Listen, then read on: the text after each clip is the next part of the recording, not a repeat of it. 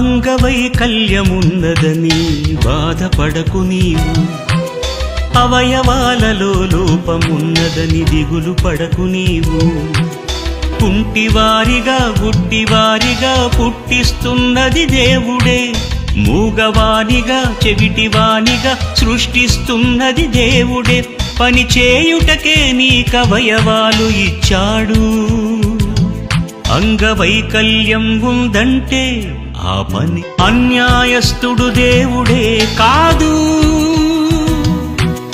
అవయవం లేదంటే ఆ పనే నీకు లేదు.